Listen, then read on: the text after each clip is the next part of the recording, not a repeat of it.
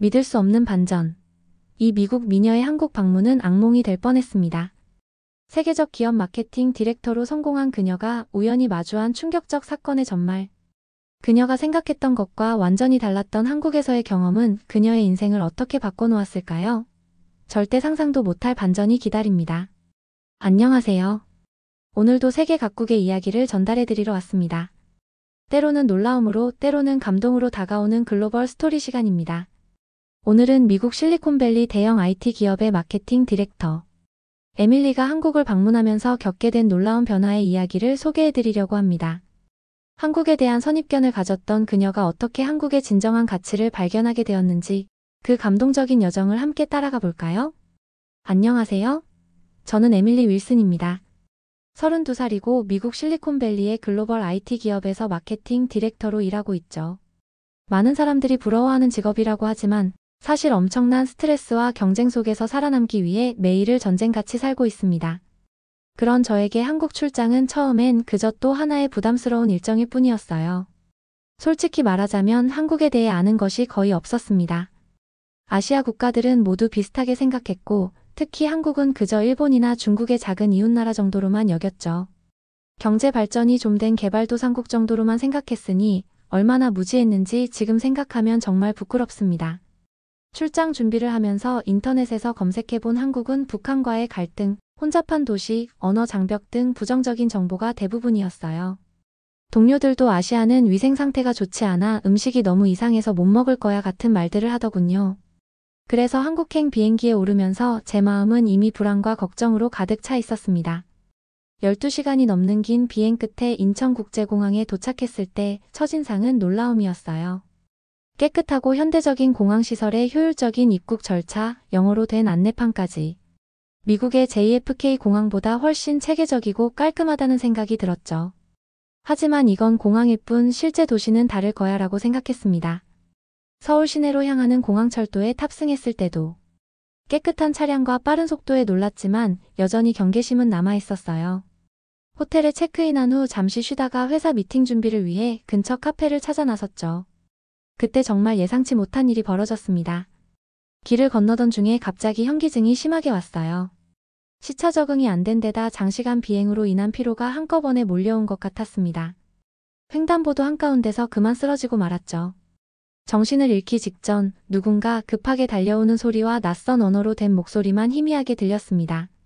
정신을 차렸을 때는 깨끗한 병실 아니었어요. 주변에는 의료진으로 보이는 사람들이 분주히 움직이고 있었고 제 팔에는 링거가 꽂혀 있었습니다. 당황스러웠지만 곧 한 간호사가 영어로 말을 걸어왔어요. 괜찮으세요? 심한 탈수 증상이 있으셨어요. 지금은 수액 치료 중이니 곧 나아질 거예요. 간호사는 제가 길에서 쓰러진 후 지나가던 시민들이 즉시 구급차를 불러 병원으로 이송되었다고 설명해 주었어요. 병원비가 걱정되어 물어보니 외국인 응급 상황은 기본 응급처치가 무료라는 설명에 또 한 번 놀랐습니다. 미국에서는 구급차 한 번 타는데도 몇천 달러가 청구되는데 말이죠. 회복한 후 병실을 나오려는데 접수대 직원이 제게 다가와 물었어요. 혹시 소지품을 분실하신 것 없으세요? 지갑이나 핸드폰 같은. 그제서야 정신이 번쩍 들었습니다. 쓰러졌을 때 가방을 들고 있었는데 그 안에는 노트북과 지갑, 여권까지 모두 들어있었거든요. 가슴이 철렁했죠. 이제 미국 대사관에 가서 긴급 여권 발급받아야 하나 하는 생각이 들며 식은 땀이 났습니다. 걱정 마세요. 구급대원이 가방을 가져왔어요. 여기 보관 중이었습니다. 접수대 직원은 미소와 함께 제 가방을 내밀었어요. 확인해보니 노트북, 지갑, 여권 모두 그대로였습니다. 지갑 안에 현금과 카드도 하나도 빠짐없이요. 미국이었다면 상상도 할 수 없는 일이었죠. 그날 저녁 호텔로 돌아와 침대에 누워 생각했어요. 내가 한국에 대해 얼마나 잘못된 선입견을 가지고 있었던가. 병원의 첨단 의료 시스템과 친절한 의료진, 그리고 무엇보다 낯선 외국인을 돕기 위해 즉시 달려온 시민들의 따뜻한 마음이 계속 생각났습니다. 다음 날 건강이 회복되어 예정된 미팅에 참석할 수 있었어요. 한국 파트너 회사의 사무실에 도착했을 때 또 한 번 놀랐습니다. 최첨단 시설과 효율적인 업무 환경, 직원들의 전문성까지. 실리콘밸리 못지않은 수준이었거든요. 특히 팀원들의 영어 실력과 글로벌 비즈니스에 대한 이해도는 정말 놀라웠습니다. 미팅이 끝난 후 한국팀의 리더인 지연 씨가 저녁 식사에 초대해 주었어요. 강남의 한 한식당에 자리를 잡았는데 처음 보는 음식들이 테이블에 가득했죠. 솔직히 처음엔 망설여졌어요. 이상한 냄새가 나는 음식들을 어떻게 먹지? 라는 생각이 들었거든요. 하지만 용기를 내어 맛본 한국 음식들은 정말 환상적이었습니다. 불고기의 달콤한 맛, 김치의 독특한 매콤함, 다양한 반찬들의 조화. 미국에서는 절대 맛볼 수 없는 새로운 맛의 세계였죠. 식사 중에 지연 씨와 다양한 이야기를 나누었는데 그녀의 지식과 시야가 넓어서 또 한 번 놀랐습니다. 미국에서는 한국을 어떻게 생각하시나요? 지연 씨가 문득 물었어요. 솔직히 말하기가 부끄러웠지만 저는 제가 가졌던 선입견들을 이야기했습니다. 지연 씨는 웃으며 말했죠. 이해해요. 많은 서양인들이 비슷한 생각을 갖고 있죠. 하지만 알아가면 알아갈수록 한국은 당신이 생각했던 것과 많이 다르다는 걸 느끼실 거예요. 그 말이 정말 맞았습니다. 그날 이후로 저는 비즈니스 미팅 외에도 서울의 여러 곳을 방문할 기회가 있었어요. 한강공원의 아름다운 전경, 경복궁의 웅장한 역사, 명동의 활기찬 쇼핑거리. 그리고 무엇보다 밤늦게까지 안전하게 돌아다닐 수 있는 치안에 정말 놀랐습니다. 한 번은 밤 11시가 넘어 호텔로 돌아가는 길에 길을 잃었어요. 미국이었다면 정말 두려운 상황이었겠지만 서울에서는 이상하게도 불안함이 거의 없었죠. 주변을 둘러보니 여성들이 혼자서 걷고 있는 모습도 보였으니까요. 결국 지나가는 학생처럼 보이는 젊은이에게 길을 물었는데 그는 자신의 목적지를 뒤로하고 제가 호텔에 안전하게 도착할 때까지 함께 걸어주었어요. 출장 마지막 날 회사 측에서 DMZ 투어를 제안해 주었습니다. 북한과의 관계에 대해 더 알고 싶었기에 흔쾌히 수락했죠. 투어버스에 올라 여러 나라에서 온 관광객들과 함께 이동하는 중에 옆자리에 앉은 동양인 남성과 이야기를 나누게 되었어요. 그는 중국에서 왔다며 자신을 리 씨라고 소개했습니다. 처음에는 일반적인 여행 이야기를 나누었지만 그가 갑자기 한국에 대한 부정적인 이야기를 하기 시작했어요.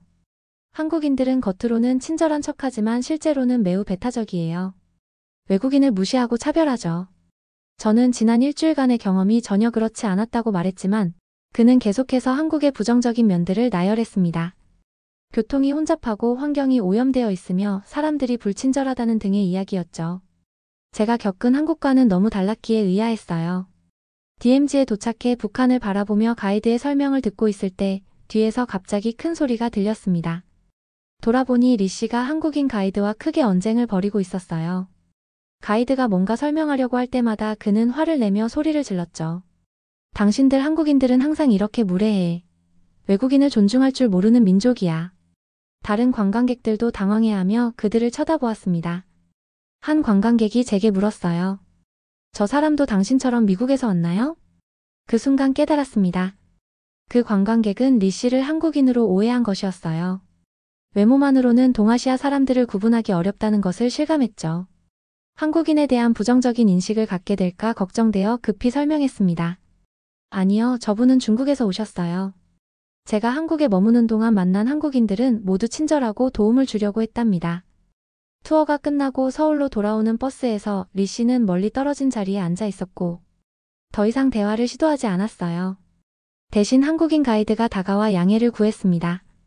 불편하게 해드려 정말 죄송합니다. 저희 투어에서 이런 일이 거의 없었는데. 저는 손을 저으며 미소 지었습니다. 전혀요. 오히려 제가 놀란 건 이런 상황에서도 가이드님이 얼마나 침착하고 전문적으로 대응하셨는지예요. 미국이었다면 아마 더 큰 충돌이 있었을 거예요.